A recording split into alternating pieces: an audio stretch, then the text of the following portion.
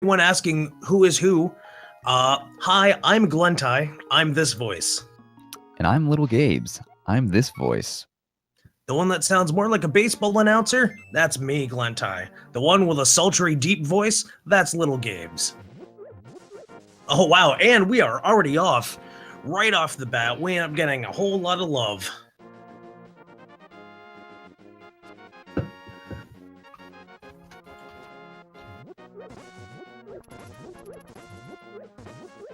Getting some pretty solid bush strats, going for the tree pull, and we are getting some hearts. Not exactly what you're looking for a tier 1 tree pull, but nonetheless, you take the gamble, because if you end up getting a bomb or some big 20s, that makes Kakariko a little bit easier. Over an uncle, you get your allowance. You literally rob him of the last of his money as he's dying in the hallway. That's pretty morbid, Nintendo. Pretty morbid. Oh, and we got a bomb, and oh my god, silver arrows right off the bat. Very quick silver arrows. Did you see what the crab ended up getting? My eyes were focused on those silver arrows that I didn't notice. It was 8 bombs. Oh, that is rather nice. Oh, we have a blue rupee up in the lumberjack cave, so it is not guaranteed that AGA 1 is required. Unless for some reason you really need those 5 rupees.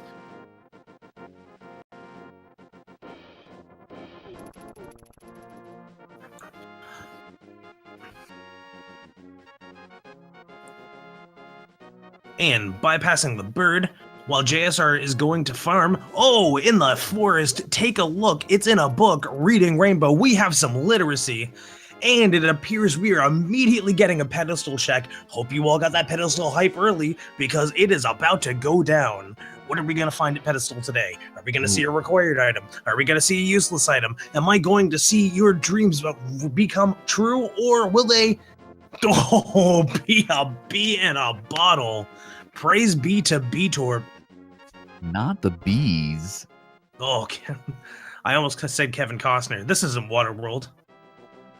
We do have 3 bombs on the bookshelf in the library. Wow, right now we are not getting a whole lot after both literacy and silver arrows. And it looks like I saw Crystal 5 in Desert Palace. I believe you did. And 3 and 4 were Tower of Hera and Eastern Palace. Always having 3 crystals is a fantastic experience in the light world. However, as we've seen in V26, depending on what you get for pendant dungeons in the dark world, your happy expression immediately goes, "Oh crap."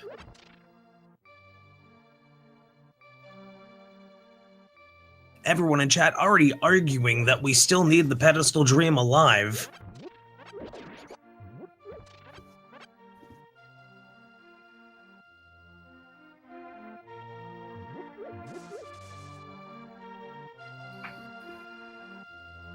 We're going to see what's in, well, I can't call that Blind's Hut, so I'm going to call it the basement of Kakariko. Hope you got your fedoras, Mountain Dew, and, well, Doritos.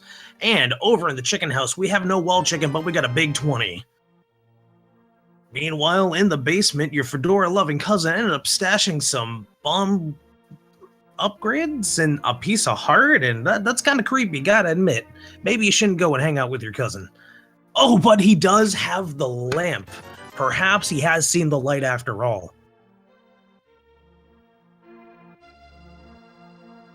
Why can't you call it Blind's Hut? I could call it Blind's Hut, but Blind's on the dark world. The only one that mentions Blind in the light world is that person hanging out there waiting for you to talk to him that everyone ignores. Meanwhile, in the well, we have a high 5 and 3 bombs, making sure to replace that one you threw. And inside the cave, we have blue rupees. Wow, exciting. We've got a little bit of mirroring going on. Ooh, and we got a shield. We got a Fisher Price My First Shield. We got the fighter sword and 100 rupees. That is a Fisher Price starter pack if I ever saw one.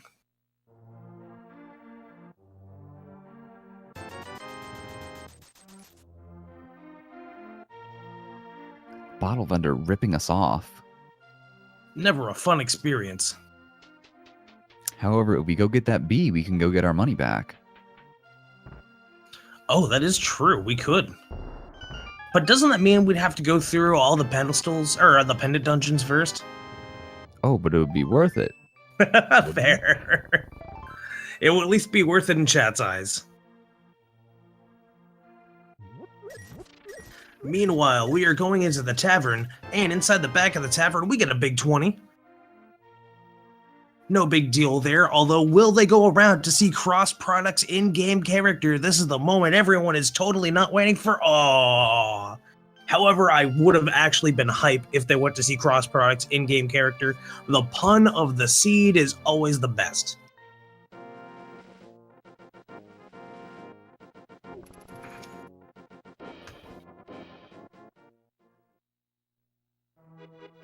Meanwhile, we're going to get, once again, disappointed over at the race.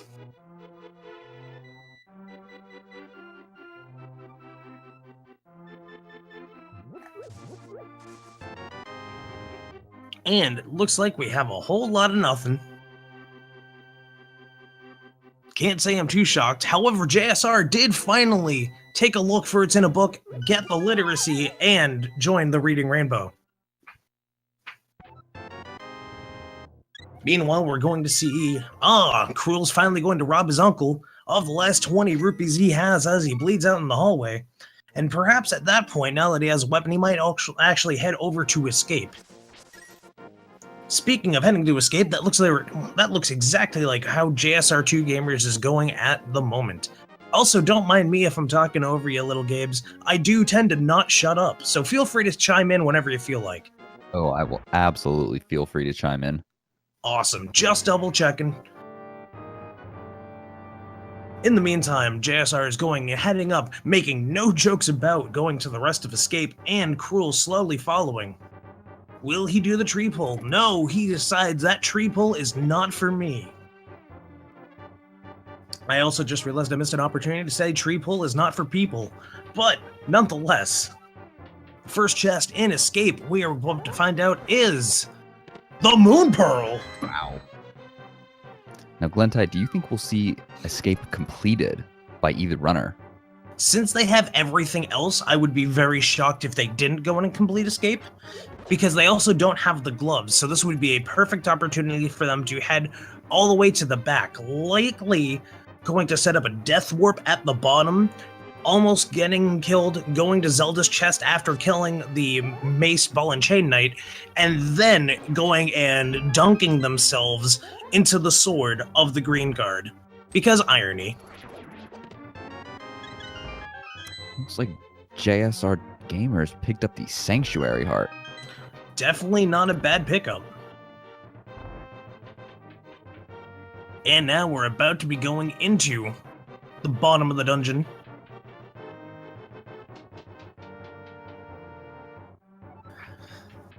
And once again, we're going to ignore the Green Guard. We're going to just swoosh on in, and over to the Mace Knight we go, giving him the few swipes of fury. Oh, hitting the big key flag before grabbing the big key. Oh, and it's just 50 bucks. Saying no, not even bothering going and immediately saving and quitting. To be fair, that does save a little bit of time in comparison to just sitting there and taking all of the deaths, or all of the hits. If it weren't for the Sank Heart, that wouldn't have been exactly the play, but as we saw, full hearts just kind of leaves you no choice.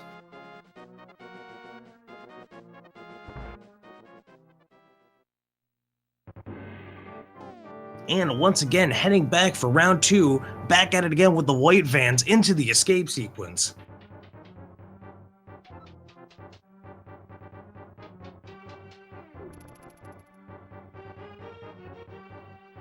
We have some people hoping for Aghanim. However, do keep in mind, unless we specifically see... What is it? Yeah, the cape. Unless we specifically see the cape, or we see... Actually, no, they have... Yep, or the Master Sword. We either need the cape or the Master Sword before Aghanim is required. Ooh, getting a nice paycheck out of that chest with 300 rupees. Getting a vanilla key in the dark room of Escape. So only Crrool 2 of those 3 chests have items left, though. That is very true. Crrool going into the back of the dam and making sure to just completely ruin the ecosystem for 2 fish.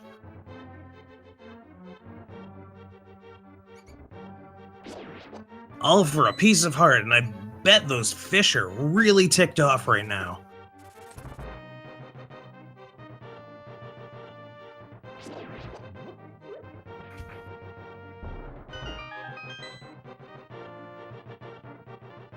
We got a bee in a bottle. And we got a hero upgrade and a burrito. Not exactly worth. Fortunately, with Crrool having the sword, they won't have to use bomb strats to fight the mini Moldorms. Always very fortunate, especially since the logic makes sure to require, or automatically assume, not require, that you have 10 bombs on you at every single moment. Even when you start, oh, never mind, we got the hammer. Stop everything. Forget the big 20 and the red rank. We just grabbed the hammer. And Crrool decides to go forth and not ignore the possibility of either Fake Flipper or the possibility of Ice Cave. Or Ice Rod Cavern.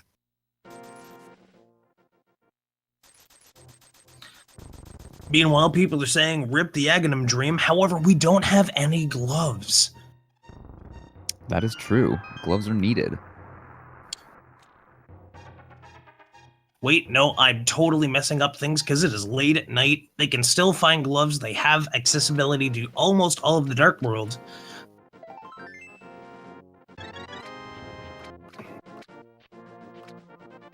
In the meantime, we're finding a piece of heart over at Lake Hylia Cave. The one cave that definitely has cost several people races.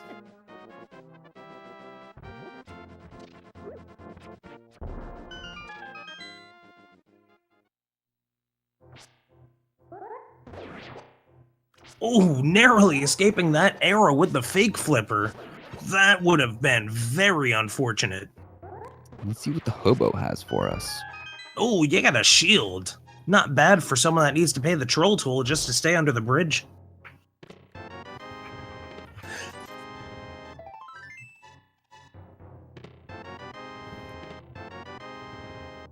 Meanwhile, Crrool deciding to take this moment to go immediately over to Eastern Palace, because why not go make a visit to Sarashala, Sasharala, Shawarma, Sriracha, Shamalama Ding Dong.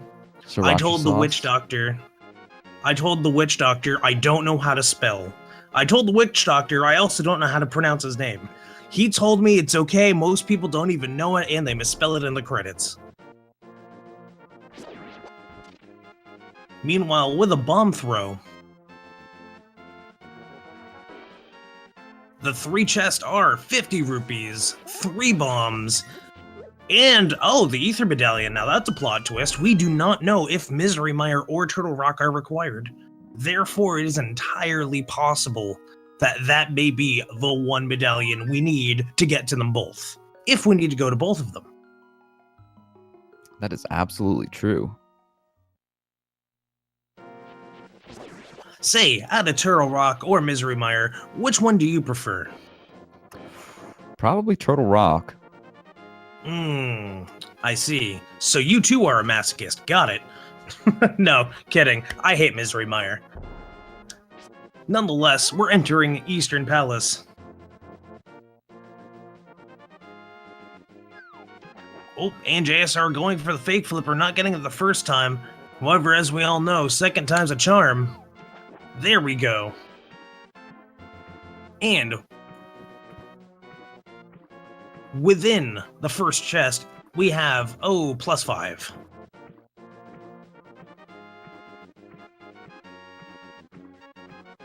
Well, not super important now. I'm sure later on when they get to those bosses that need arrows, they'll greatly appreciate having that capacity upgrade.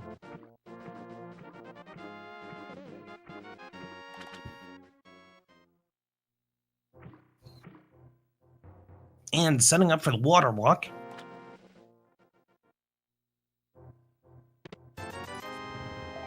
Oh, doesn't really serve out to give a whole lot at that point.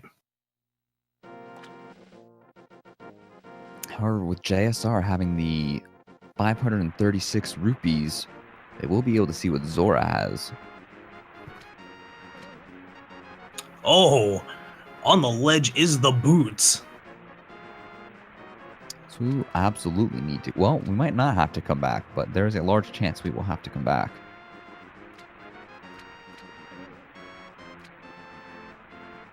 And it's time to find out what is in Zora's person today. Are we going to get a life lesson? Of course we are. Such a scam artist, that Zora King. I wonder if Big Zora has an account with the BBB. Ooh, I bet it is horribly, horribly low rated. Nonetheless, after not getting a whole lot, we still end up only getting, in the big chest, 5 rupees. How disappointing.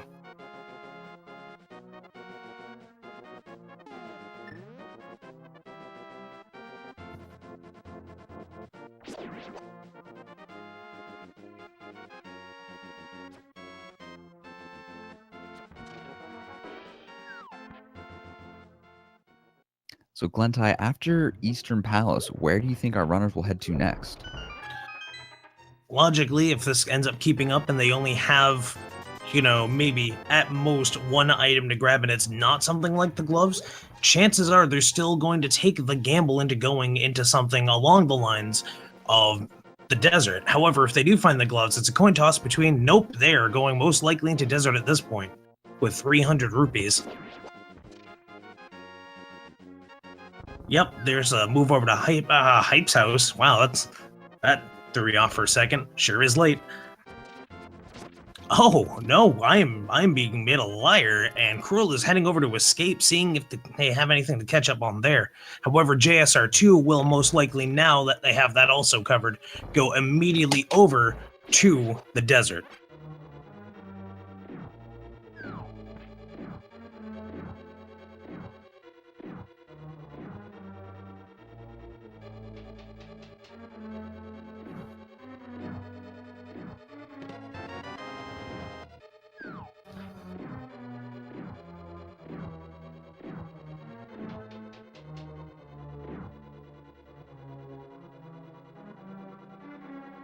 And lo and behold, we are seeing a bit of convergence.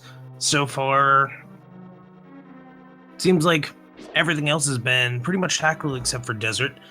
And without the hookshot, JSR realizes I have to go around. It's a common mistake when you're playing Randomizer. Sometimes you end up just mistaking one seed for another, and then you go, oops, my inventory is actually not what I had. Not at all. All for naught, obviously, since we know what's already in here, unless Most Nights ends up providing an item, which I actually lost count. I think I saw 2 dungeon items. I saw a 5 rupee. We got a 300 rupee. So there's 2. I want to say the next chest is an arrow upgrade, so that would be 3.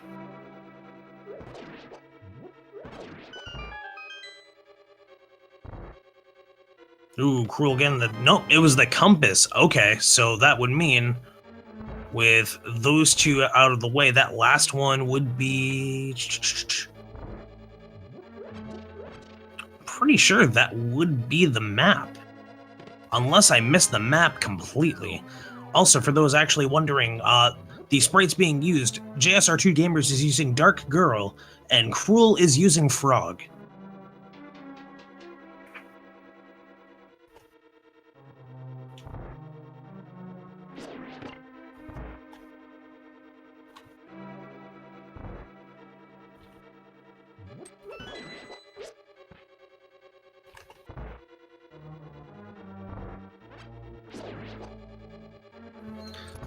No guarantee that it's Frog from Chrono Trigger, however, it certainly does look it.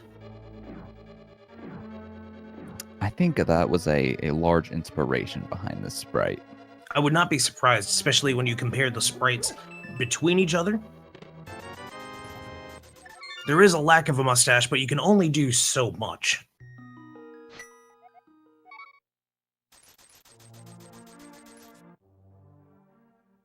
Looks like Crrool is taking extra caution to avoid being sniped by that Zora. Ooh, Crrool forgetting that they have to exit before going back in to grab the chests, hoping they can grab it beforehand, but that is unfortunately not how the glitch works. And JSR2Gamer, without having anything else, is going and trying to do anything before having to force themselves up to Agana. However, up to Aghanim. But that is also peculiar because you can't really do Aghanim in this state either, because you would need either the Master Sword or a cape. We could find one of those two items in Agina's cave, though. Or even worse, in Desert.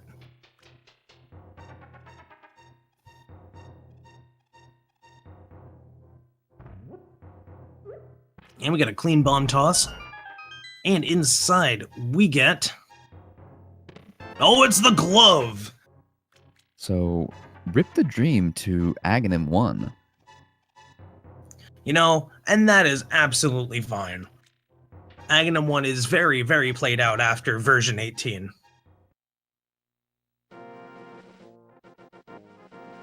Ooh, Crrool receiving that harsh life lesson.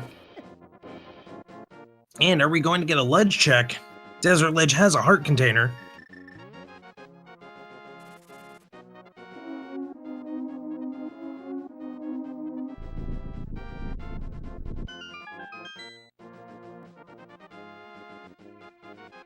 Now, do you think Desert will be boots locked? You know, that is a good question. To be fair, I can't really say. Chances are more likely than not. However, within the first 3, I think, items? No, first 2 items that you have here, you have to be able to access, well, the big key. So, and it's the burrito. So, at the moment, not boots locked.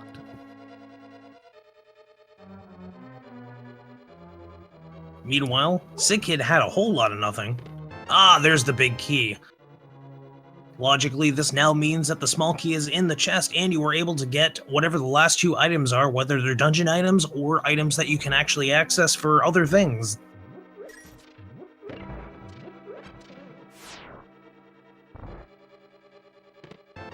Meanwhile, Crrool is heading into the same direction. Making the only play because no one wants to head to Agana, or Aghanim, early. Understandably so. Now let's hope Crrool checks Agina's cave to get those gloves, because if they don't, they will not be able to complete Desert.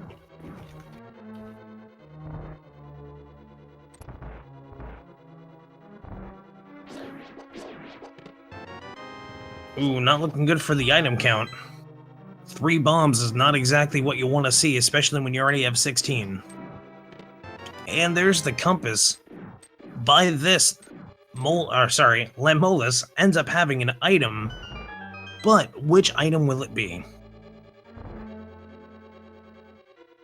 Oh, well, we know it can't be boots.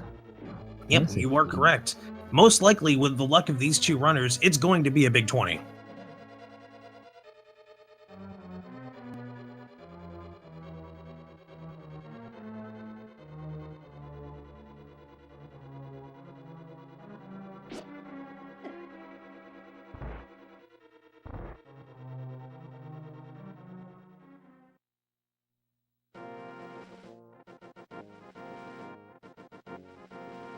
If memory serves me correctly, both of these runners, and correct me if I'm wrong, Little Gabes, are both 3 and 2? I believe you are correct. If I'm correct, doesn't this mean they are due for a tiebreaker with whoever's in first in their seed? I believe you are also correct on that. That is going to be interesting to say the least, because I don't know exactly where they stand on that, but that would be absolutely fantastic. Speaking of 3-way races, I'd like to let you all know that on Speed Gaming 2 at 2 p.m. Eastern, we're going to be having a 3-way race. In the meantime, Crrool making very quick work of this dungeon.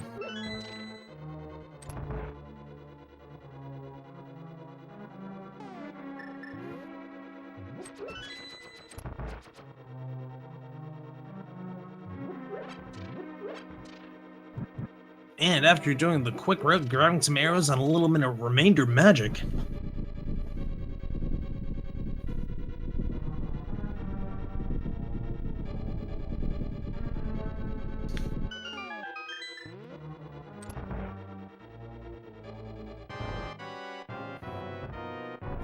Oh, wow. That is some salty, salty tactics from JSR2Gamers. Using bombs to fight Lamolas. Definitely an interesting tactic I don't see very often. I agree, and I haven't seen that tactic since I think it was Andy and/or Christos use that in a Kaizomizer. So that is particularly entertaining for me.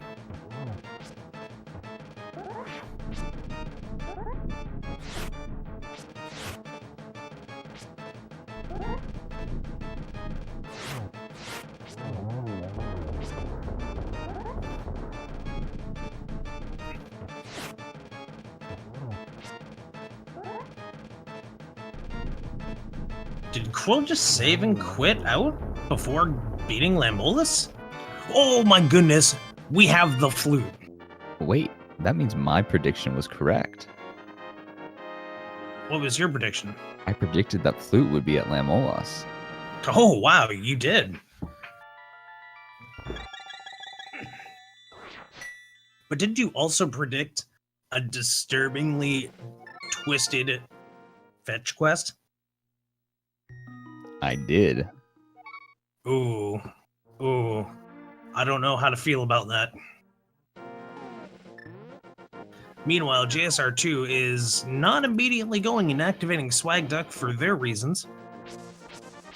Trying to figure out where they're heading next, because if oh, of course, the Dark World. They're going to give us a map check and a map check for themselves. Meanwhile, Crrool is heading over to make sure to save the old man from his miserable experience in the darkness of that cave. It looks like we will also see a hype cave check. Oh, get your resident sleepers and your PogChamps ready, because we have the most unpredictable cave. Although I can already predict it's going to be resident sleeper. We already got 50 bucks. We got... Oh, it's the can of Samaria. And we got the wavy coin. We got the Quack Medallion. Okay, so no longer just Resident Sleeper Cave, least predictable cave of version 26. I would give that a solid 7 out of 10. I would give that, I'd probably give that more of a 5 out of 10, but I still have to admit that out of all the things they can get, that is pretty fantastic.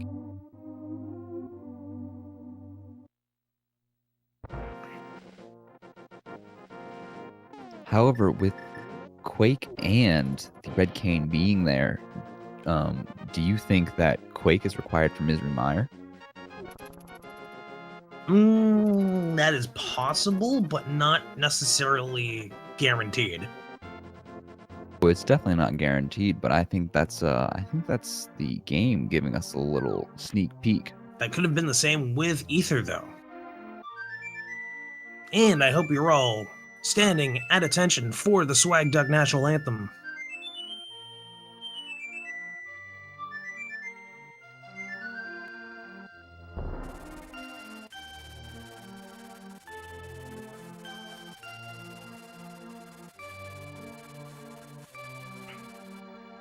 And the goose is loose. Swag Duck has returned to the skies. And JSR2Gamers is now going to be horribly disappointed by the sick kid.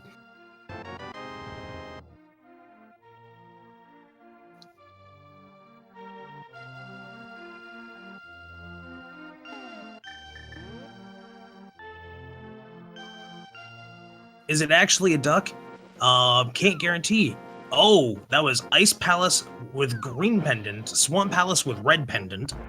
Did you see blue pendant? Blue pendant was Turtle Rock, and Misery Mire was Crystal 6. Ooh.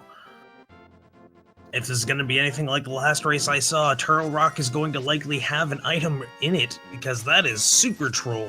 Let's just hope it's not behind the green pendant with Sarashila. Hey, and the race gives you blue mail. Definitely some nice trash.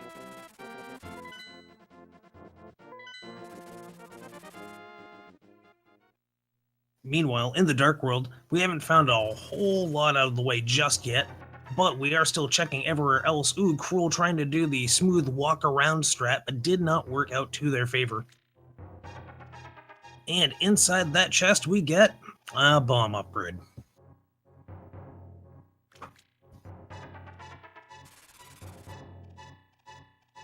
By the logic, they can actually not clear Misery Mire yet because the boots, typically, you don't necessarily need the boots, but if you do not have the hook shot, which is technically considered required, you do at least need the boots to be able to do what the hook shot can also do.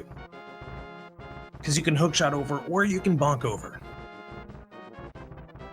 That said, when erasers have either, they can technically almost clear Misery Mire because they still need the Titan's Mitts. And there's the Bombos Medallion right off the bat. And by that, I mean without doing 15 or more digs. So that's all 3 medallions. Yeah, you're right. That is all 3. So as soon as JSR ends up going to, well, man, it looks like he's heading that way right now, and goes into the digging game, he is not going to have to worry a single bit about any of the medallions required, because he's going to have them all anyways.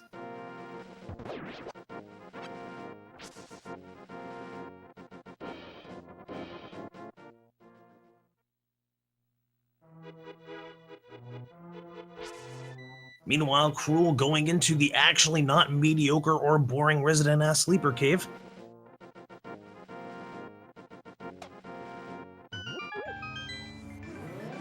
Wow, that was the worst time to stutter. Anyway. Yeah, judging on the way this looks, we're likely going to see a dip into Turtle Rock, or we're going to see a dip immediately into Ice Palace.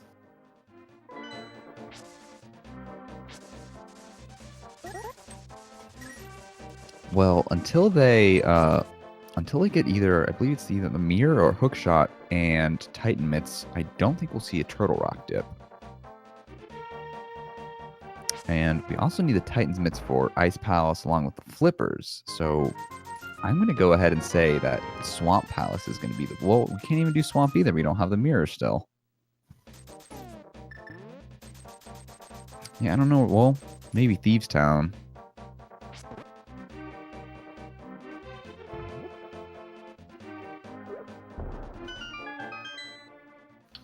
Crrool unfortunately going and taking a dirt nap.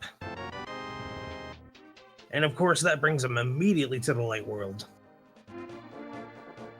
To be fair, with 7 hearts, not something I'd really want to myself go into Thieves Town with, but these 2 runners are infinitely better than me, so who knows? Meanwhile, yet another big 20 in the C-shaped house.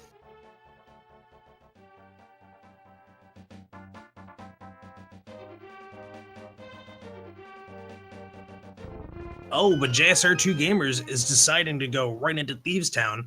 Let's see if they decide to clear it.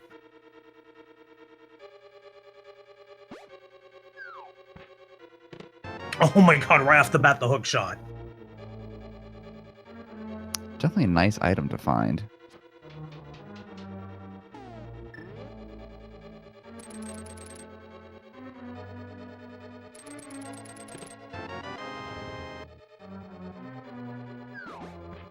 I believe we also just saw the Master Sword. Oh, wow, that is right off the bat, Thieves Town showing plenty of loot. If I'm also correct, they only have 1 more item before everything else is something that is a dungeon item or required for the rest of the dungeon.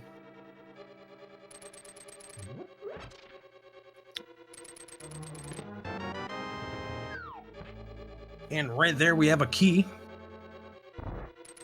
And there's the master key, of course. Now, I find that small key placement relatively interesting. Most of the time, I've noticed that the small key is actually in the chest that lies in the pseudo maiden's cell. That does happen more often than not. However, V26 is absolutely unruly and unpredictable.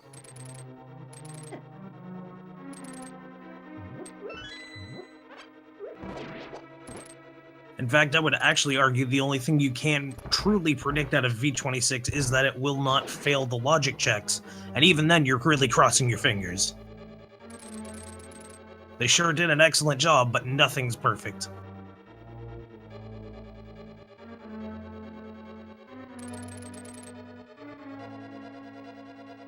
Meanwhile, Bunnybeam giving Frog the look of Bomberman because reasons. JSR2Gamer, or gamers rather, making pretty quick work out of Hell Hallway.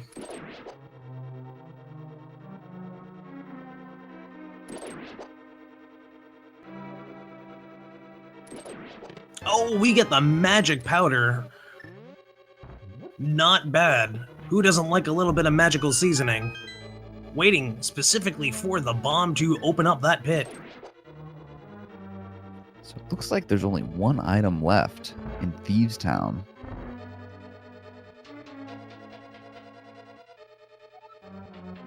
You know, actually, I think you're right. There are technically 3 items left. One of them has to at least be... Nope, not the key. We already have the key. So... if I'm correct, we've only seen 1 dungeon item, and that was the big key. So that means we'd have 2 dungeon items.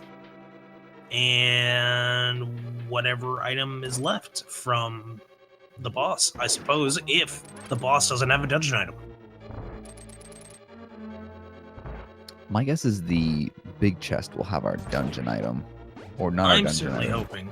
But I'm certainly hoping so. Whoa! Hold up. Titan's bits. Kind of vanilla. Almost vanilla. In fact, with something like that, you could say you couldn't believe it's not vanilla.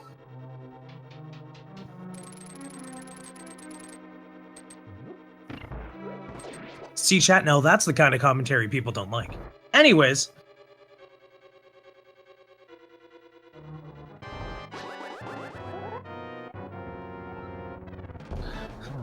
Blind with the joke, of course. Shoutouts to Cross Product.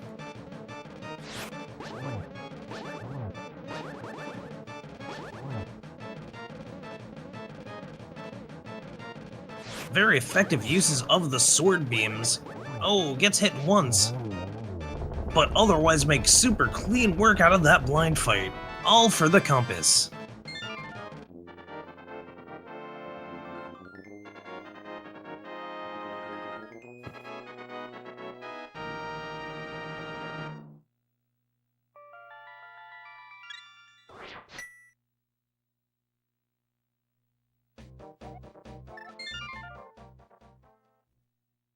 So with JSR, I guess both runners finding the hookshot, I'm going to guess they're going to go explore Death Mountain next. That is absolutely the call, especially since now both of them have exactly the same items. Well, all except for pendants. But nonetheless, that does open up the entirety of the east side of Death Mountain in the light and dark world. That does give them access to Tower of Hera.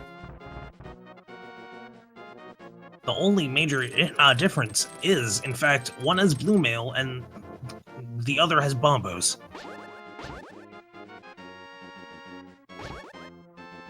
Oh, wait a second. Crrool doesn't have the flute. That is correct. Crrool was not able to complete Desert Palace. Oh, no. Well, they could complete Desert Palace. I guess they chose not to. Interesting. It is a crystal, and they had everything at that time to finish it. Oh well.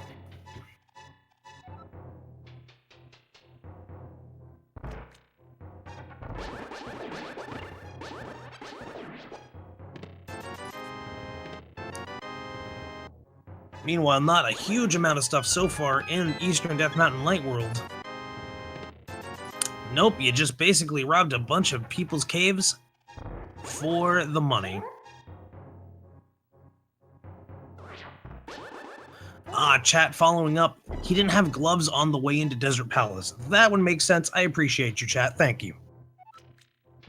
However, gloves were in Agina's cave, so when they left and checked Agina's cave, they could have just kind of looped back and completed it, but... It's actually unfortunate that they didn't. They would have definitely saw such an advantage in that. Meanwhile, JSR2Gamers ignoring Spiral Cave, not going down the Resident Sleeper Stroll of Destiny to see what random big 20 they're going to get out of that chest, going right over to the Ether Tablet to see what it's going to give them. My guess is Couch Cash. I'm going to guess an arrow upgrade. Nope, we are both wrong. Piece of heart.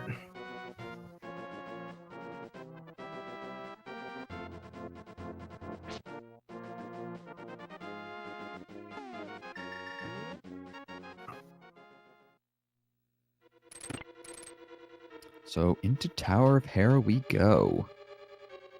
And right in the basement, we have the Tower of Hera burrito. Something tells me it's not something you're meant to enjoy. And with a couple of hookshot strats, we get the big key. We're not going into the basement today. Or at least if we are, we're not going for the big key.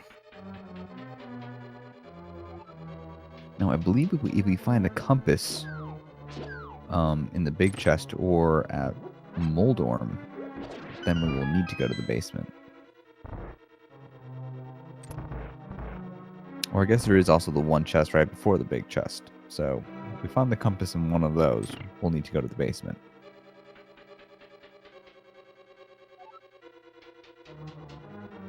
Either way, the important thing we have to think about here is hopefully they don't have to go into the basement. Oh my goodness, and there's the bow. Very nice find. Ooh, JSR2Gamers immediately making the gamble and taking a fall. Just by one floor, though, fortunately. Ooh, the bow is excellent news.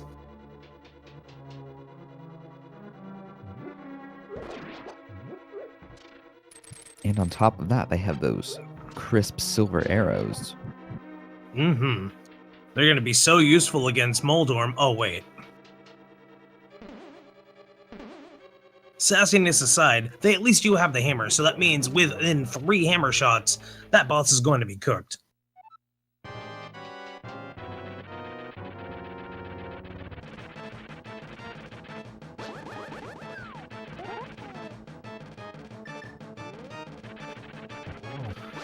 Ah, very nice. Holding out the Master Sword, giving them a bit of extra length when swinging upward.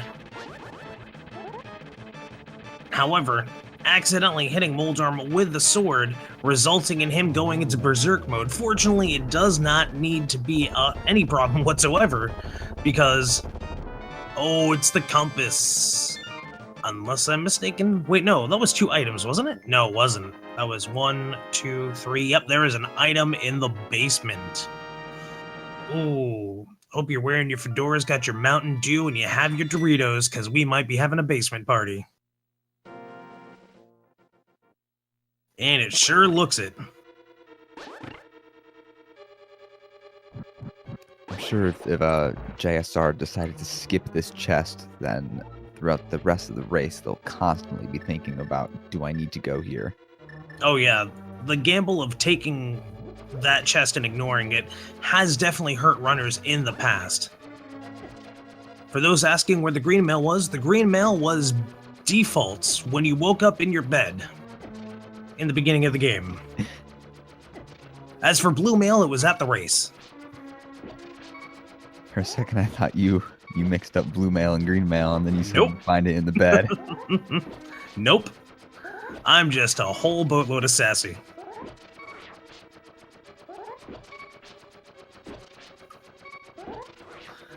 JSR2 not deciding to play the waiting game, but instead plays the slash at things and lose a lot of your health game. But I mean, to each their own. I would get bored after doing that so many times anyways. Oh. Oh, but there's the red mail! And taking the death warp out, a valid strategy considering it's still shorter than walking all the way up and over. Ooh, and Crrool takes a unfortunate fall and a double fall. Oh no, how the mighty have fallen. Crrool gets trolled by Trolldorm. Easily the worst of the falls you can have to Trolldorm in Tower of Hera.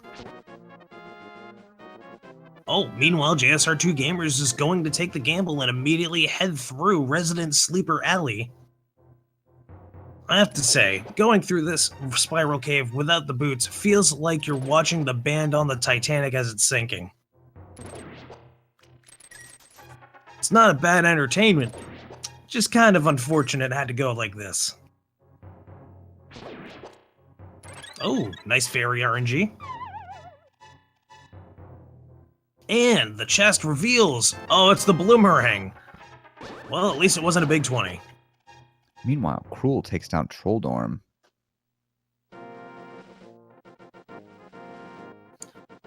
And now with 3 crystals to 2 crystals, we are going to be seeing some Dark World chests. And we actually also will most likely get a Turtle Rock intel check, just in case. Perhaps not from Crrool, but at least from JSR2Gamers.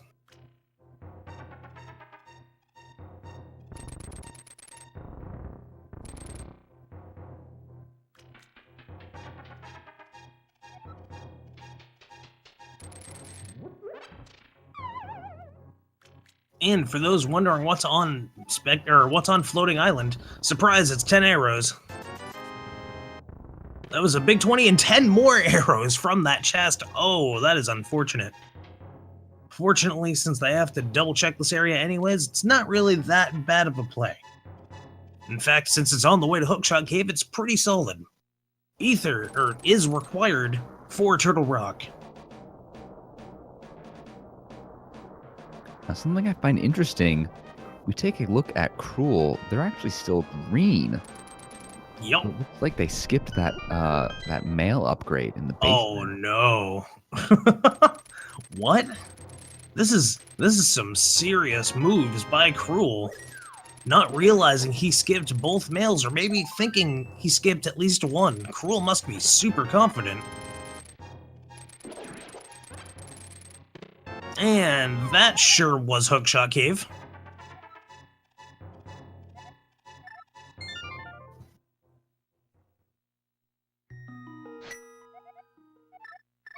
In the meantime, JSR2 is going and saying hi to the old man and then immediately fluting out.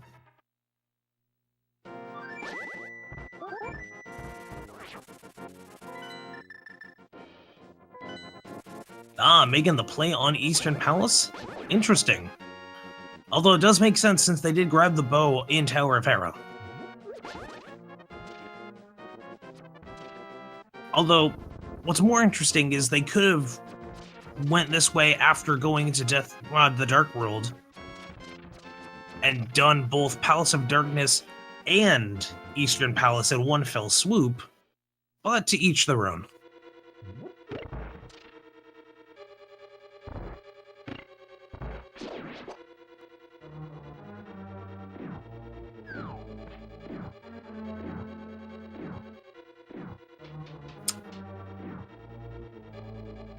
You know, that is fair. Not having the mirror does put a damper on that progress. That is a fair point. However, with the way that JSR2Gamers has gone into Eastern Palace first, I think they're going to attempt to do, or as much as they can, of Palace of Darkness afterwards. Currently, they have everything they need to finish Palace of Darkness, so I'd be surprised if they didn't.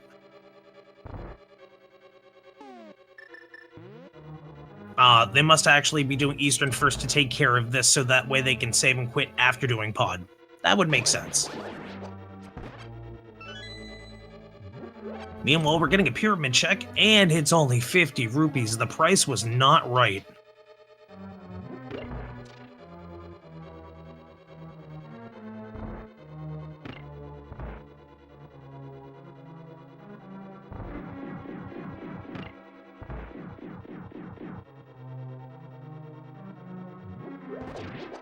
Meanwhile, while one's in Eastern Palace, the other is skipping Catfish and immediately going to Palace of Darkness. Not necessarily a bad play, because Catfish is rather out of the way, and you can save and quit from there and head to anywhere else afterwards.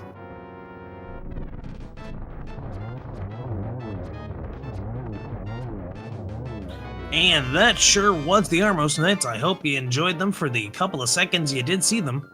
because you're not seeing them until maybe Ganon's Tower at most, for another 2 or 3 seconds. Maybe 4 with the ice physics.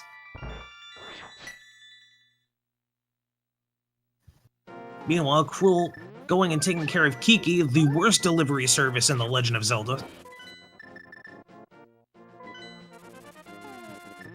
Ooh, using Swag Duck strats to immediately hit the Dark World hotspot. That is actually a very nice routing decision without the mirror.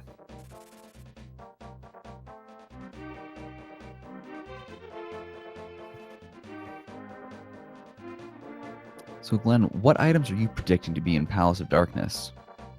Well, right now, the things they're really missing would be mirror, would be flippers, fire rod, and aside from that, they're essentially in go mode.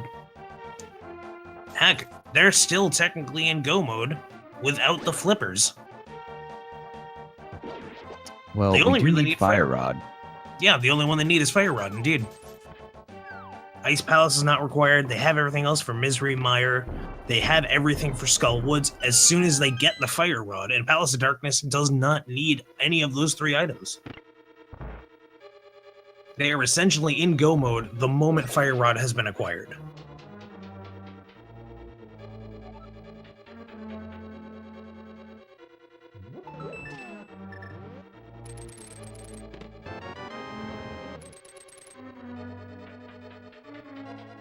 Meanwhile, with the big key, that means JSR2Gamers is going to have to go the long way around, and as we know, without the mirror, Palace of Darkness is rather slow.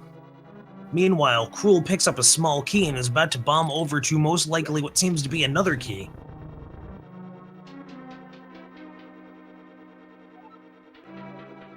Yep, another small key it is. Ooh, you are correct.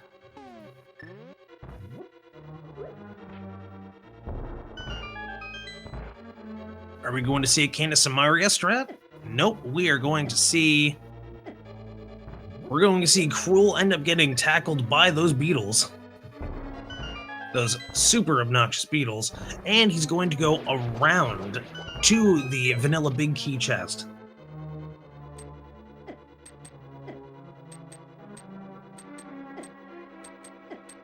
For those wondering about who's ahead, you are correct in assuming JSR2Gamers is currently ahead. However, we have seen much crazier things happen in this race and bigger upsets.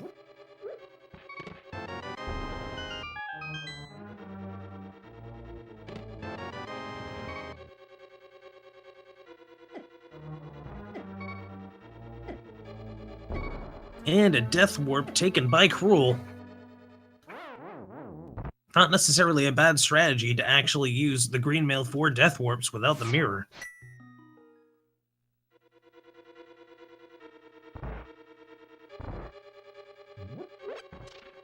So at this point, one could arguably say the most troll place for the key in Ganon's Tower would indeed be the Bonk Lamp, or Bob's Torch, as we all know it. Yes, it would, and if Ganon's key, the big key in Ganon's Tower is located on that, then the runners will have to go back and grab the boots. Which they will need the flippers for, which would be very entertaining indeed to see if that's on a fetch quest. Shoutouts to Time Slowed Down for pointing out that option.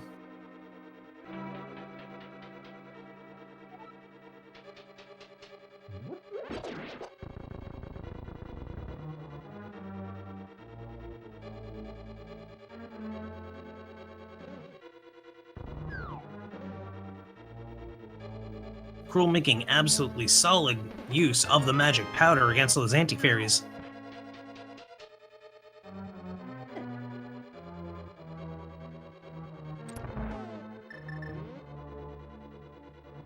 Grabbing one of the last keys. Making his way to that chest and picks up a piece of heart. If I'm correct, I haven't seen a big key yet, so that means it must be in the maze. Wait, we actually was do that in the have menu? the big key. Yep, never mind. I totally just must have lost my attention span for the couple of seconds that happened.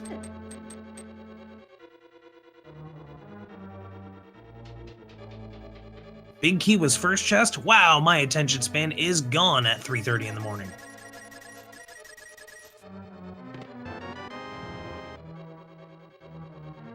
And we have an arrow upgrade, and what is in the big chest today?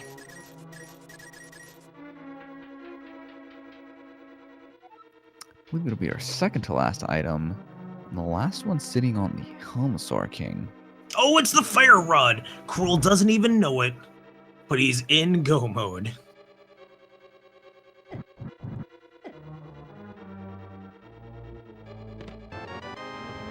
However, JSR2Gamers, the moment he grabs that fire rod, might also realize it. Whoa, Crrool taking a death warp. I too would be sick of trying to navigate that maze.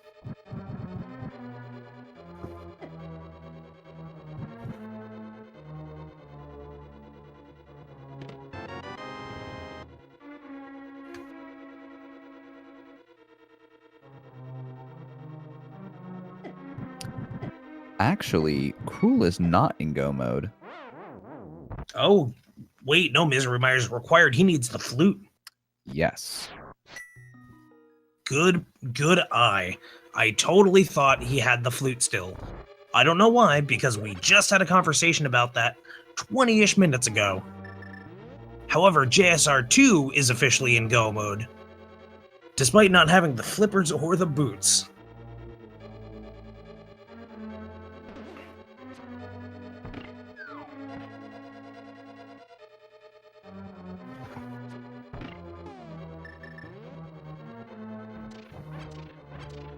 We also have chat pointing out... Ooh, Schrodinger's go mode. Yes, you're right.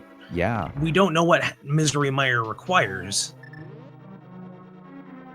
We're in Schrodinger's go mode. We are simultaneously in and not in go mode. Oof, that is rough.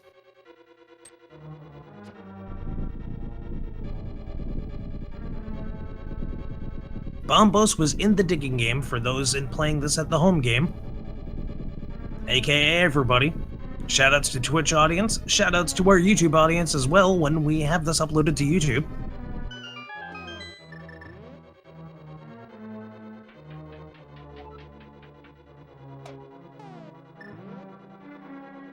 In the meanwhile, one magic boomerang making quick work out of the first dark room, bopping the turtle on the head, deciding to kill it out of spite. Meanwhile, Crrool is going to tackle King Helmasaur. As we know, this is going to be not as much of a problem when you have the sword strat to extend the length of your sword hit. That makes King Helmasaur a little bit quicker to tackle, and having silver arrows makes him a piece of cake. And that silver arrow makes quick work.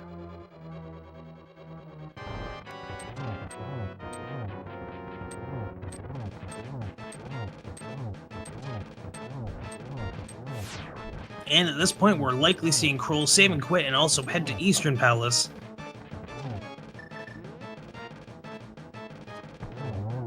Although it's only a matter of time before he goes back to Desert, and he's going to be kicking himself when he realizes that's where the flute was. There is the save and quit. We're going to see it go into Link's house? Or, no, he's going to Sanctuary. That's interesting. Without the boots, you can't really check anything when it comes to King's Tomb. You don't have the mirror, so you can't check the grave behind the cave, or the cave behind the grave. Perhaps we'll see a transition into Village of Outcasts, which then leads us to the dig game. That would be a possibility for JSR2Gamers. Unfortunately, heading over to the mountain makes that a different story. Or we might even see Skull Woods. Oh, you're right. They have the fire rod. Skull Woods would be the next play. And with the slight bias in item progression items that Skull Woods normally has, making that the next step would seem entirely logical. However, despite evidence, that is still technically a bit confirmation bias because you can't really guarantee over, what was that, 1,000 or 100 results? Out of how many seeds you can make? That is always going to be the case. That said, V26 does have a bit of a question in the logic. to make that more likely at this moment. And Quake is needed for Misery Mire. Well, Quake it is, which does mean JSR2Gamers is in go mode.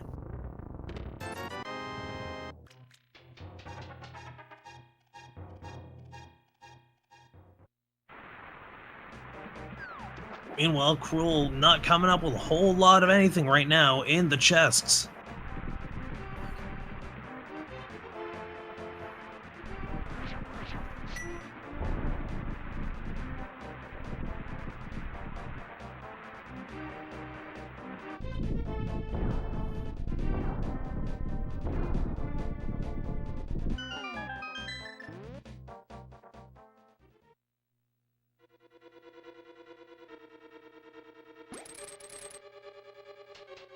So it looks like we'll have our first look at Misery Mire and see what treasures are stored in here.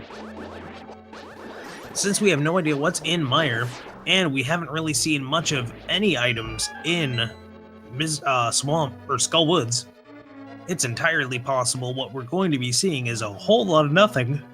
Wait, where is Crrool going? Did he get the big key? Did I just see him grab the big key? Yes, I did. Yep. Meanwhile, JSR2Gamers immediately making a beeline towards one of the first chests you can grab after grabbing a key. And, oh my goodness, right off the bat, the big key. We already have the God Mire, the easy mode of Misery Mires.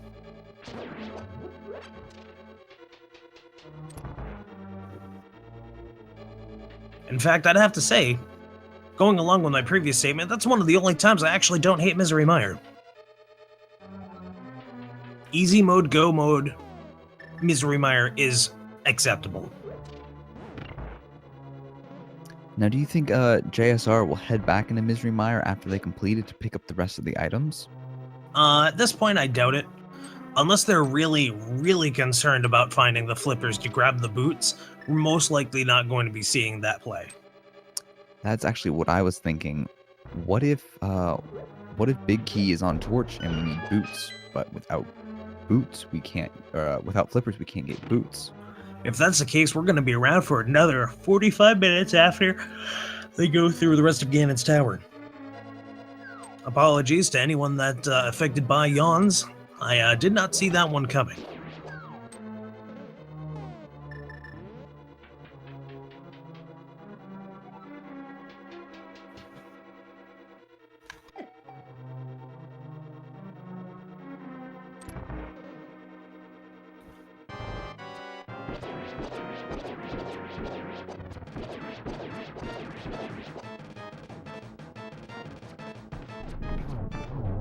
Thanks to those silver arrows, we have a 0-cycle Vitreous.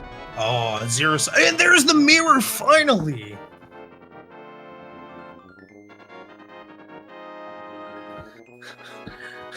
After all of that, you finally get the mirror. What a tease.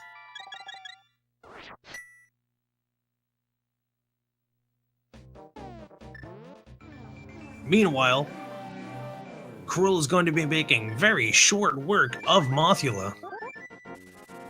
Getting some decent RNG pattern. Also taking the sweet time to not get bodied by all the spikes. Since the spikes still only do 1 damage, but touching Mothula does 2, and getting hit by the ring laser does 2 as well. It would be more strategically apt to dodge. Oh, that's 3 hearts from giving Mothula a hug. At this point, strategically, it'd be apt for him not to get touched by anything. Oh! They're sitting with that 1 heart. I am freaking out internally. Oh no! Right about now would have been a good time for some blue mail. Yeah, they were so close. Guess you could say it's safe to say you don't want to hug that bug. You don't want to hug the big pig, but you don't want to hug the bug.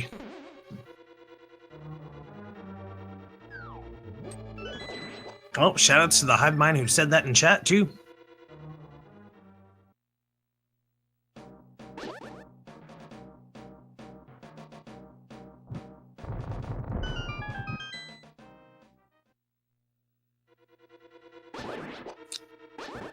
Ooh, Crrool escaping to the light world while he has a chance. Most likely going to, Oh, is he finally making the Desert Palace play? I think you're correct. Oh. Wow, that's gonna be awesome to see, but oh boy, is he going to be disappointed.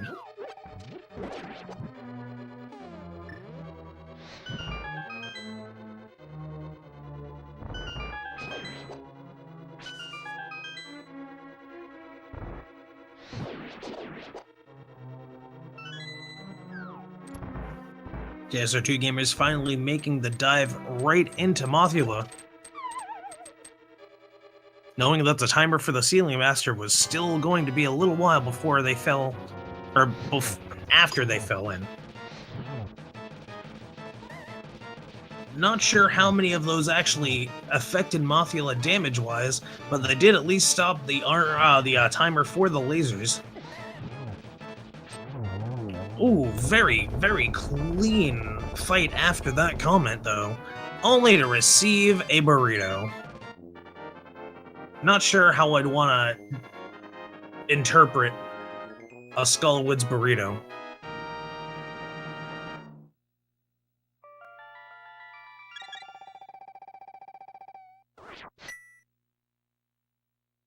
So, correct me if I'm wrong, but that's all of the crystals for JSR. You are correct. Which, you know what that's going to mean? Right now, that means we are approaching the ascent to Ganon's tower. Feel free to start guessing between 1 and 22 where your location for the big key in the first section of Ganon's tower is going to be. If you're feeling extra sassy, feel free to guess the location as well. However, that won't go towards our little special game that we're playing inside of the game itself.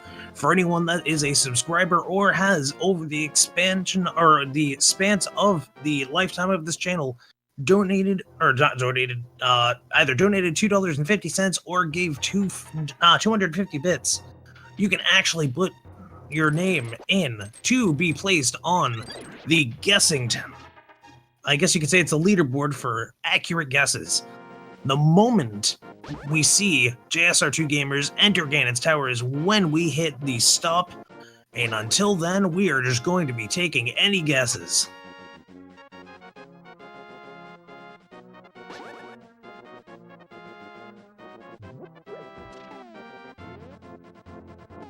Glentai, where are you hoping the big key's at? At this point, honestly, I want it on the torch. I want it on the torch. However, I will concede in saying it's most likely in either the rando room or on Bob's chest, but I want it on the torch, and I'm sticking with my answer of the torch. I'm going to guess chest number 2. Ooh, that would be the dream. That would be the dream.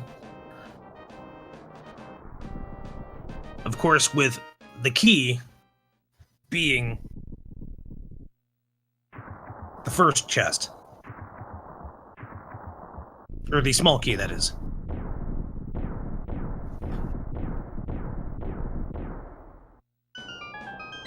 And that we have entered Ganon's tower, so I am hitting stop on the section thing. And here we go. Over on the right side, first 2 chests. We are getting the ice rod. Ooh. And a small key. Mirroring out, heading over to the left.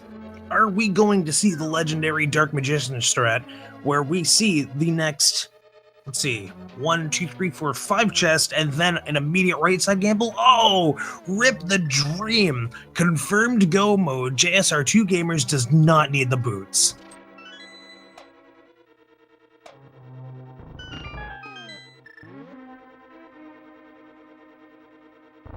Now we're going to be checking 4, 5, 6, and 7.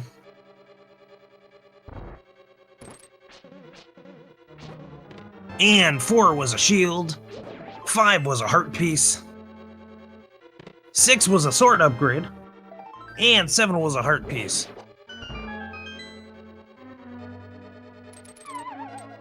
Ooh, taking a fall. Meanwhile, Crrool finally grabbing the flute, starts up Swag Duck, and is officially in go mode, whether he realizes it or not. Yes, yes. Seeing that carrot emote in chat, make sure you eat your vegetable skids.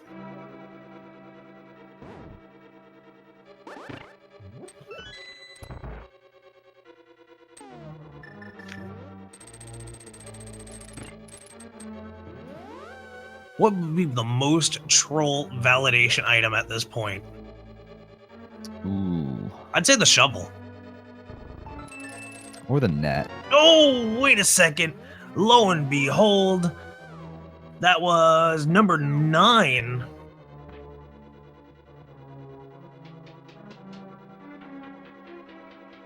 If you guessed 9, congratulations.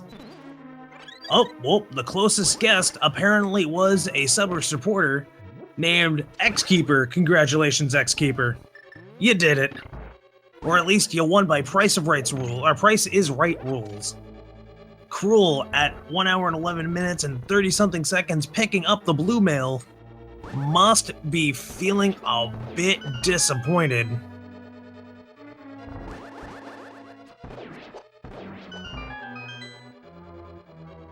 Fortunately, though, that does mean they get to go into Misery Mire. However, at this point, it is very safe to say this is JSR2Gamers' race to lose.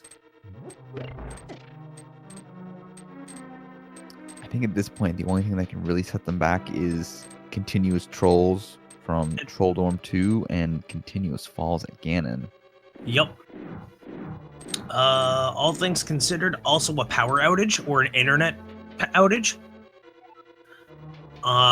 Which does sound a bit snarky, but I'm actually being serious. There is a significant time difference between these two.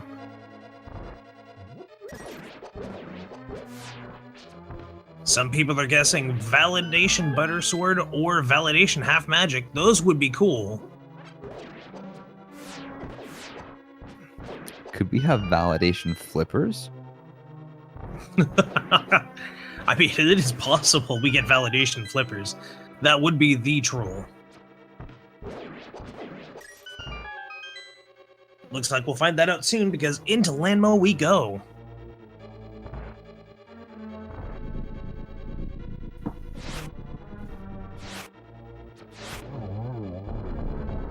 Fortunately, JSR does not get the zero cycle Lamolas.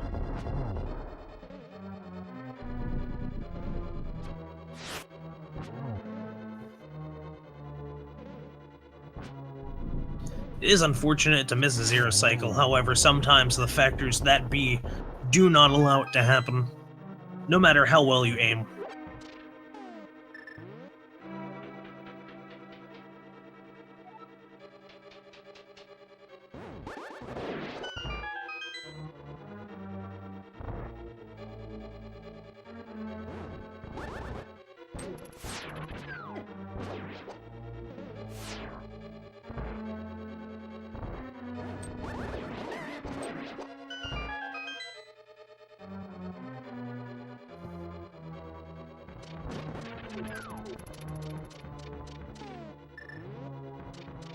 Now, I wonder if Crrool realizes that they're in go mode, or at least Schrodinger's go mode. At this point, I'm assuming they know that technically they're in go mode, although they're most likely preferring to find the flippers so they can grab the boots, to which I don't blame them, but I don't think they realize it's not going to be of much effect at this point. We are easily seeing a sub 125. It's less likely, but still possible to see a sub 120. I'm not sure actually about that last statement, although that would be fascinating to see, especially during a V26 run. I think a sub 120 you'd have to have all the stars align and have the world's best RNG. I mean, have you seen JSR2Gamers' run so far? Yeah, they've had a really good run, so I can kind of see the stars aligning. The question is, are they going to make sure to validate their run with the chest? Oh, and the round has been validated by at least one runner. Troll Dorm 2 could not troll any harder. Oh, not even using the hookshot dash strat, just waltzing straight on through.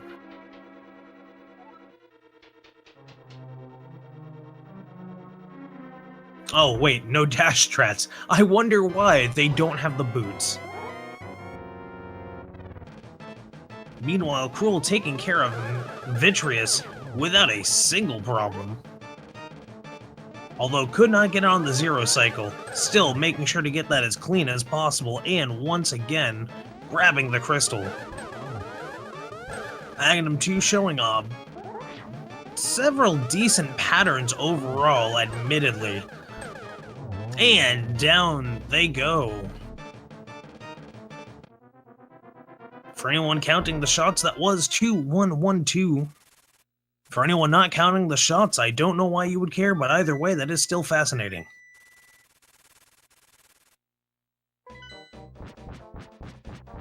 Zero filter Glentai is a bad Glentai. I apologize. And over to Eastern Palace, Crrool goes, going and making quick work of the Armos Knights as JSR2Gamers heads immediately into the Ganon fight, given the BM slash, making sure to paraphrase the band known as the Police. In all technicality, we still have the possibility of a sub 120 hype. That is insane. You know, deep down, I'm kind of rooting for that sub 120. Yeah, same here. That would be fascinating.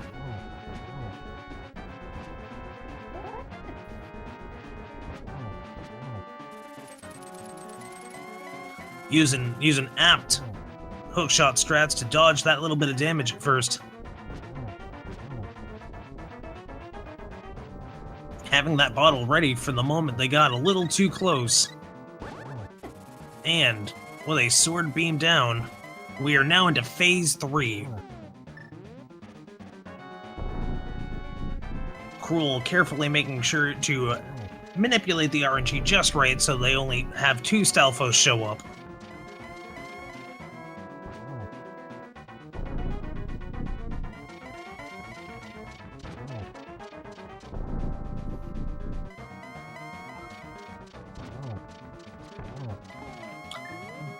Ooh, close. Close. It's going to be just under 120 if all keeps going well. This is... Oh my goodness, this is getting way too quick. Is this bootless world record pace that we're seeing? I have no idea. Down Ganon goes. Make sure you give a big ol' GG to JSR2Gamers. And we're going to see if they want to do an interview with us in chat. Meanwhile, we have JSR2Gamers hitting us with that hot dot done time of 1 hour, 18 minutes, and 40 seconds. That is... Whew. In a V18 seed, no less. Is that a record? Is that a record for V26? I have no idea.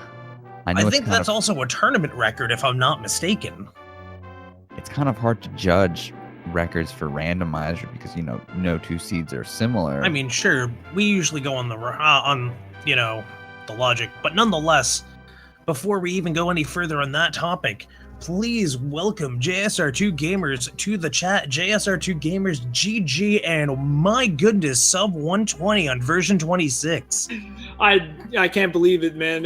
I've been waiting for a jet seed in this logic for so long. Guacamole. And a bootsless sub 20. I was kind of surprised when I found the boots so early that I kind of figured I would be making a return trip to get those. Please welcome JSR2Gamers to the chat. I mean, I'll take JSR2Gamers GG, and my goodness, sub 120 on version 26. And on top of that, bootless. I can't believe it, man. Yeah. I've been waiting for a jet seed. I was actually just the whole seed until I realized I was Gomo, because I didn't even 20. I was kind of surprised when I found the boots so focused on. I kind of figured I would be making a return, completing dungeons, but also looking for the flippers. And then I realized when I was headed tomorrow, I was like, dude, I don't need anything else. I'm going. Let's go.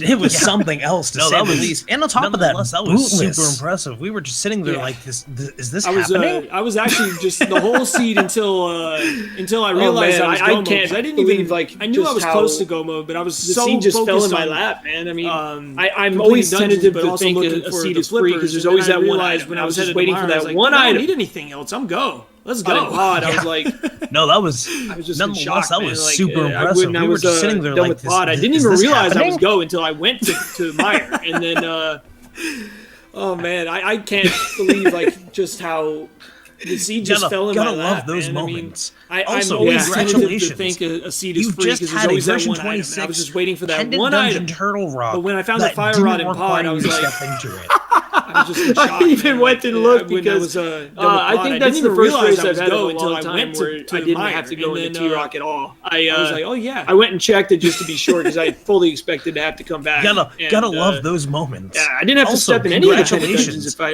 don't think. You just had a version 26 pendant I mean, that's rare for this logic. I don't think I've ever seen that. Require you to step into it. So that said, do you play the lottery? I even went and looked because I think that's the first race I've had in a long time. You might want to start and also give me 10% if you win a huge amount. Anyways, I went and checked it just to be sure because I fully expected to have to come back. And, I didn't have to step in any of the pendant dungeons. If I don't think. No, not at all. But I do want to say, that's rare for this logic. I don't think I've ever seen that. I hope he's able to have a good race. Do you play the lottery? In the qualifier on Saturday. He's a really nice guy. If you don't, you might want to start and also give me 10% if you win a huge amount. Anyways, no, nonetheless. I do live in Vegas.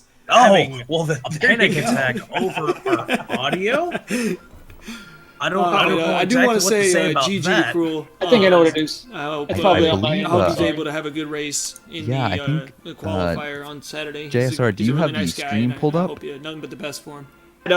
Desktop audio going. I'm sorry. I just turned it off. Apparently, Chad is just be yourself. Having a panic attack over audio. Let's hope that in fact I don't know exactly what to say about that. Oh, because I think I know what it is. It's probably on my end. I'm sorry. Chat, is this better?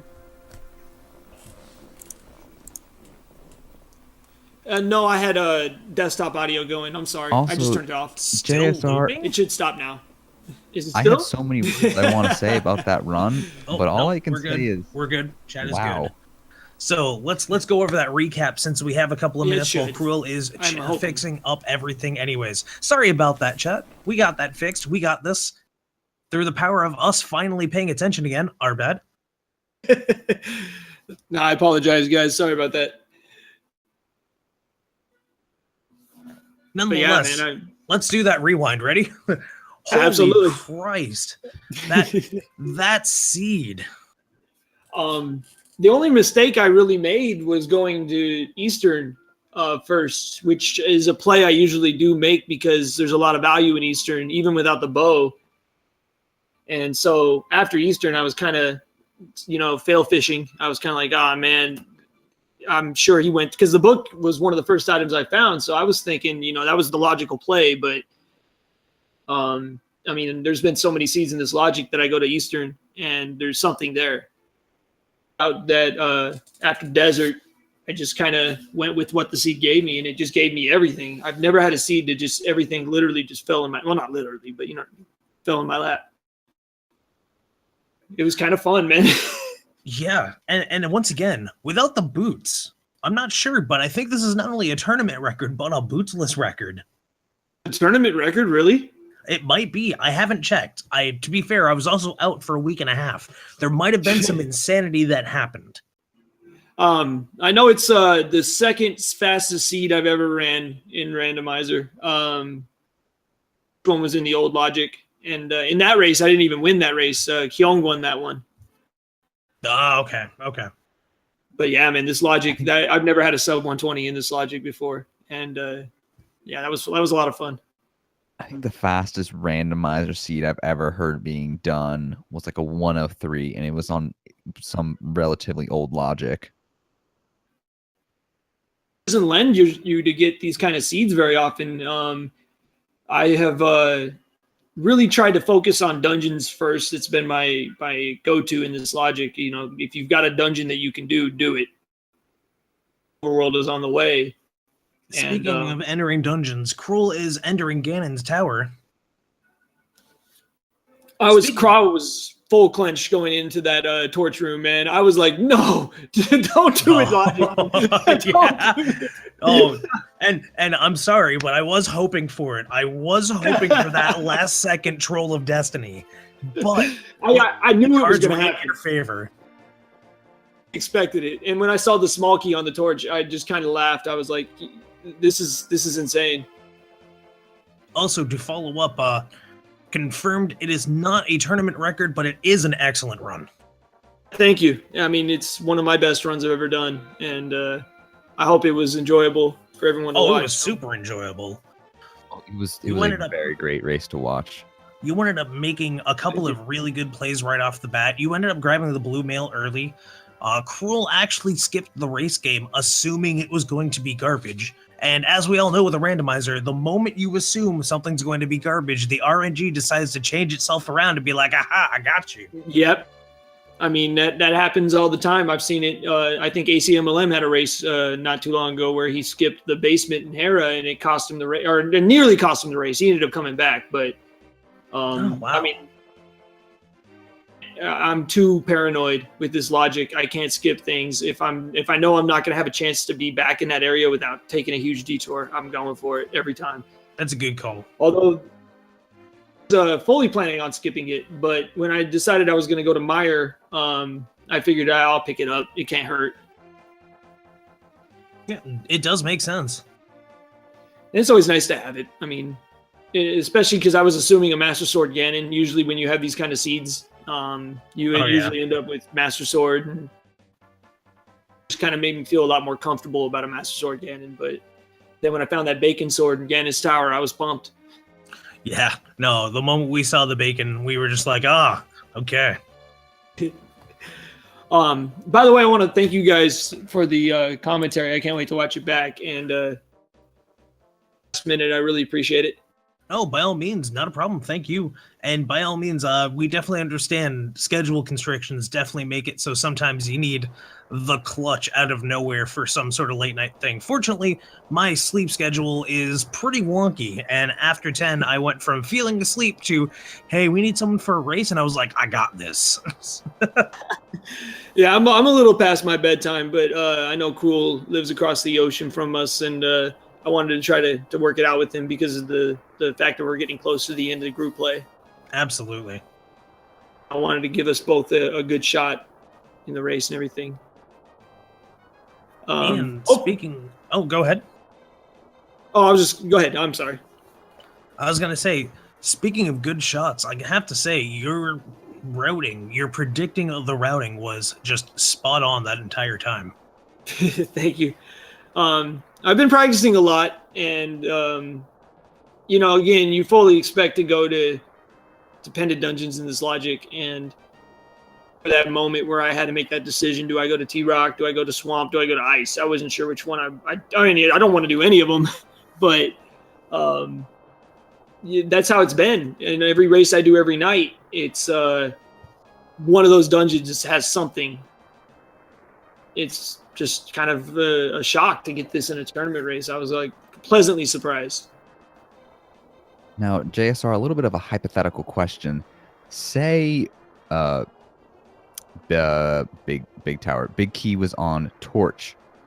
Where would be the first place you would have looked for flippers? We would have cleared the tower. I don't know if the logic can have them. I honestly don't know that. I assume they can, because I think I found the flippers in the tower before. So I probably would have cleared the tower to see first, and then after that, I probably would have done Turtle Rock second. With the logic, technically, you could clear the tower and find them there. However, you wouldn't be able to clear... Actually, no, wait. Nope, you could clear it, even though 2 of the pendant dungeons required it, because you could still get all the others to access Ganon's tower at that point. So technically, you could find him in there. We have seen Ganon's double dips, before, and that is not fun. A lot of people are guessing Turtle Rock. Not. I would probably guess Turtle Rock just out of the sheer volume of chests in there. Yeah, I mean, that's probably the place. It's always Turtle Rock. I mean, I can't tell you how many times where I haven't had the fire rod, and I leave Turtle Rock to the end, and then go to Turtle Rock to look for, because I'm out of places to look, and I'm missing like the fire rod and maybe the hook shot or the bow or the boots or something I need. And the fire rod's in the first chest on the left. Every single time. Yep. Change or something. It's ridiculous. I don't know. I think I would have tried it. I'm not sure, to be honest. In Turtle Rock, just because I was there already. Yeah. I mean, obviously, indeed, Ganon's Tower, the Rusty Ganon's Tower, would be the first initial call. That would be correct. I'd assume at that point, maybe Turtle Rock, just out of the sheer troll of it. Wouldn't be surprised. Wait, no, actually, yeah, no, that's the only other Pentateuch you could go into. So it wouldn't be in swamp or ice, even if you can get into ice, because the logic would put flippers behind a flipper block. Yep, precisely. So unless for some reason it was in one of the chests that everyone ignored in Misery Mire.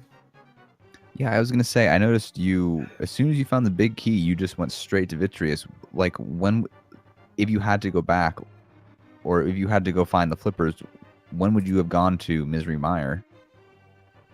I would have full cleared Turtle Rock and probably just peeked my head in Mimic Cave just to see, even though I've never found anything of value in Mimic Cave in this logic. And then I found the bow in there, my friend. I assure you, Mimic Cave is no safe haven. But yeah, I probably would have done Mire afterwards, just because with having the big key already, you could just poke in and leave the vanilla big key location to last and just hope you get lucky. No, that's fair. That's fair. And then after that, I guess it's overworld time, because it couldn't be in the other two dungeons. So those seeds where you end up checking everything, and then it's at Catfish every time. Actually, funny enough, I was gonna say, do you remember, Little Games, if Crrool checked Catfish? Because I don't remember either runner checking Catfish. Now, I could be getting this mixed up with another race. And again, chat, correct me if I'm wrong, but I think Catfish was 20 rupees? I think I remember a race like that, but then again, I mean, guessing a place has the most common item in the game is kind of like saying, yeah, it's that person with the face and the ears. Just like, hello? Oh, I am actually getting... Out of curiosity. I'm getting this race mixed up with the last race I just did. I see. No one did Catfish. Gotcha. Did Crrool ever find the flippers, just out of curiosity? You both went flipperless, bootless. I wonder where they were. Did he check any of the let me see, what did I not check? There's a lot of it. I never did the Breadsmith area. I never did Fat Fairy or Pyramid. Yeah, neither of you also checked Old Stumpy or the Mirror Caves. Mm-hmm. So it could be in any of those. Going to go to Old Stumpy, but I was thinking without the mirror, I couldn't get the blue mail. I kind of wanted to route those together, so I was kind of waiting. Gotcha.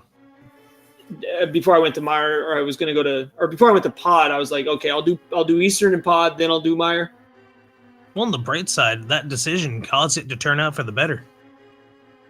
Yeah, I mean, whatever that was at the Grove or the digging game or any of that stuff, it probably wasn't worth it. I mean, maybe flippers for boots, but the time it take you to go and get the boots, it's not even be worth it in this seed. Very true. Also, fortunately, Crrool, now just finishing Aga 2, looks like he's about to go and fight the pig.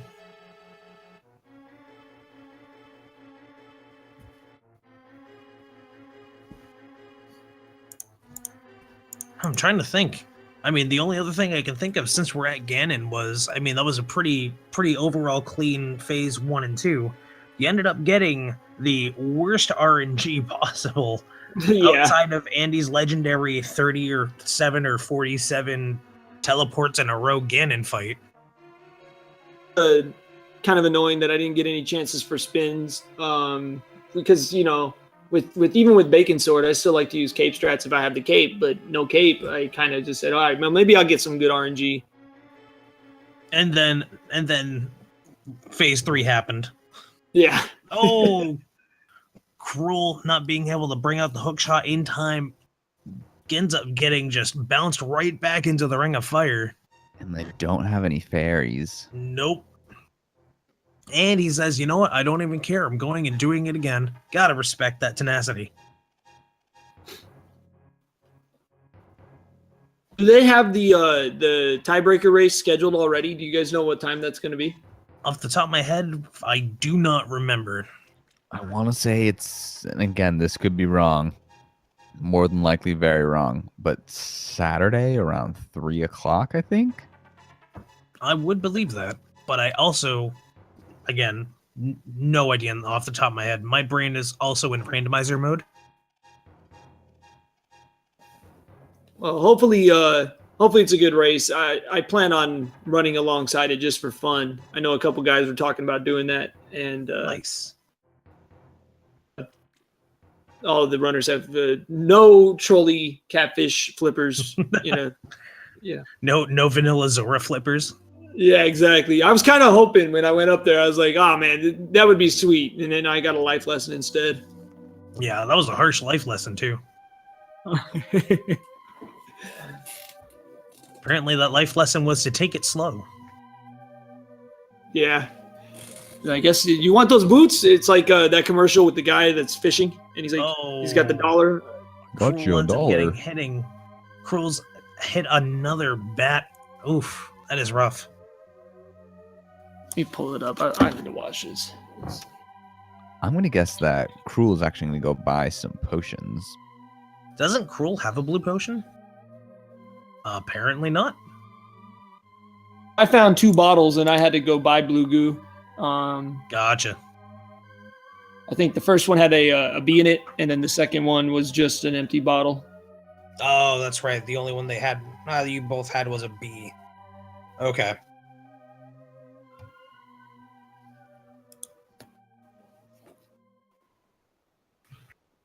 But yeah, as you can see, he picked up Bombos. Bombos, I believe, was the digging game.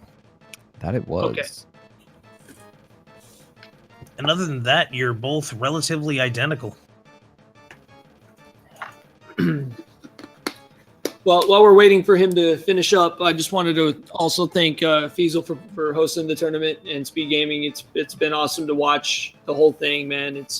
I can't wait for the next round. I'm just thrilled that I was able to make it. That was my goal when I started. I just wanted to get into the next round. And, Understandable. Understandable.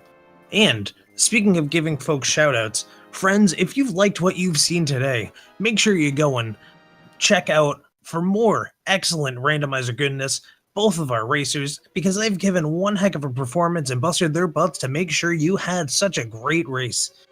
In the meantime, also make sure to give some love to our restreamer Fiesel, and of course to our tracker Sabotender. And make sure to also show some love to my co-commentator Little Gabes, and if you want to, also me. If you don't like my voice and you don't like my puns, that's okay. I don't need you. Oh! Wow, the sass actually came out. Shoutouts to having no more filter at 4 in the morning. Sorry for that extra little bit of sass. I apologize.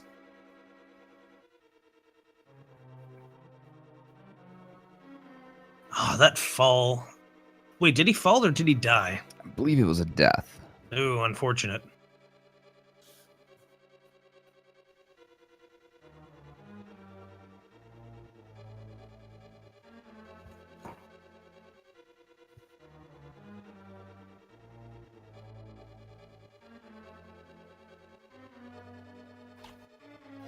So, JSR, do you have any, I guess, last comments about this seed? I wish there were more like this. Fun. The last couple of seeds I've been doing were really trolly, and then this is just almost like a vacation, kind of. Like it's just kind of a nice chance to as you can and see what you can do. And I mean, I fully expect the next race to not be as friendly, but it's nice to know that this logic can give you a jet seed. It's kind of nice.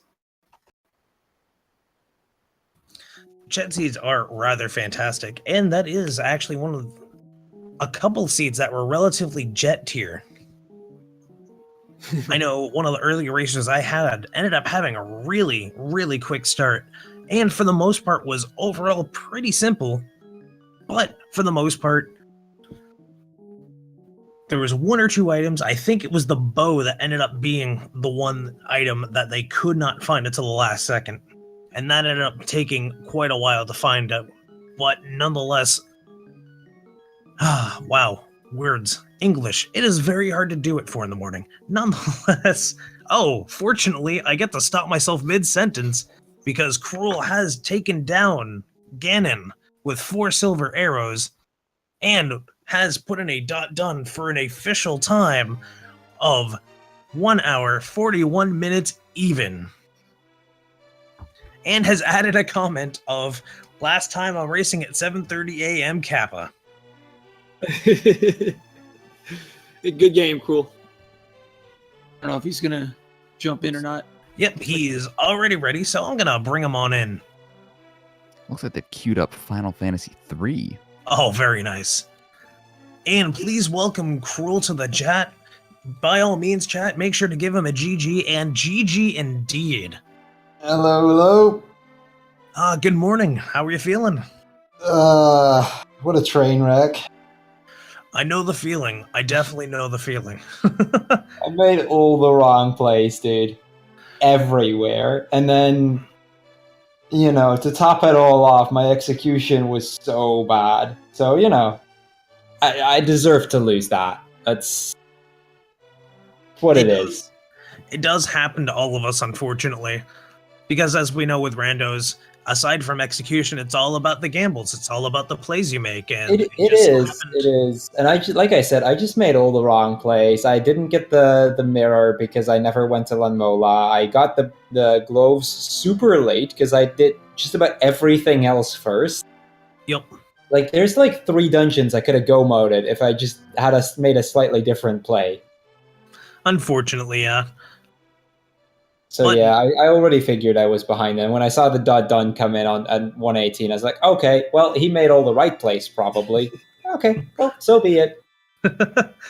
I mean, to be fair, it was kind of more serendipity. He went one place and then said, you know what, okay, you know what, I'm not gonna do this yet. I'm gonna go to desert. And that just happened to be the play. Yeah, desert definitely was the thing. And I put off desert for so long. Like, at some point, I was like, okay, the only thing that's going to save me at this point is if I find the flippers and get the boots. That might still help me, but other than that, it's over. And, I never found those, but... I mean, to be fair, no idea where the flippers were. Neither of you got flippers. Both of you ended up having a bootless run. I will say kudos to making sure to get through that seed, though. Despite all of the shenanigans and the bootless seed that it is. Like, that is just rude of the seed. Yeah, oh well. Like I said, so be it. It happens. I guess I'll just have to win my match in the playoffs later this week. That's a fair point. Worst comes to worst, you can practice with Final Fantasy 3. Yup. Well, that was the plan. I've been learning that lately, so I figured I'd just very nice. Go for that since it's 9 a.m. for me, and I've got all day off. Might as well make my day useful, right? Oh, wait. Well, then there you go. I just want to say GG, Crrool. Thank you very much for the race and for helping me get that scheduled, man. I know that's kind of tricky, but I appreciate you working with me on that. It's what it is. Glad to help, and thank you for wanting to stay up this late for this match.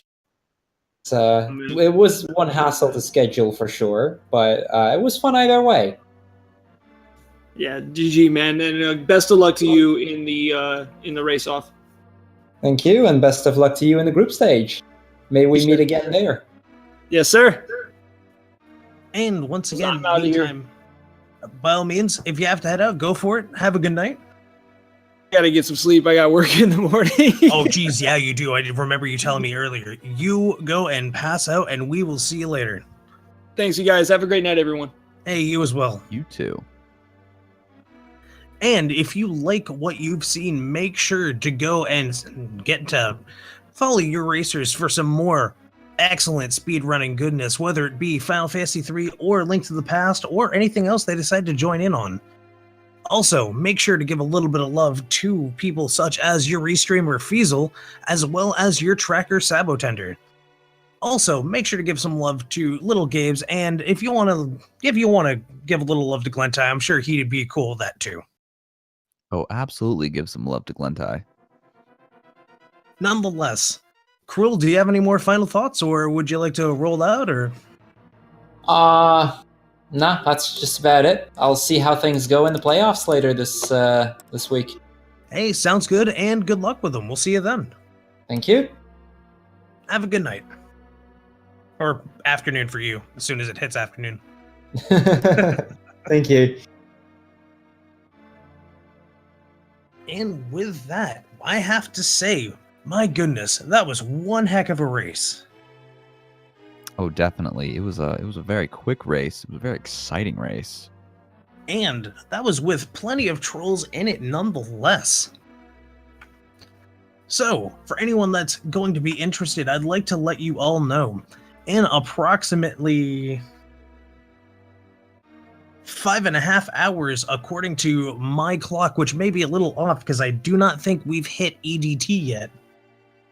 At 10 a.m. EDT, we're going to be having El Magus versus Tear over on Speed Gaming.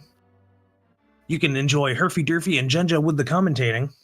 At 1, we're going to have Jen Ferrame over on Speed Gaming. At 2, we're having that 3-way race for not last place on Speed Gaming 2 between Levon Firestorm, Kevin Carabello, and Space Cowboy.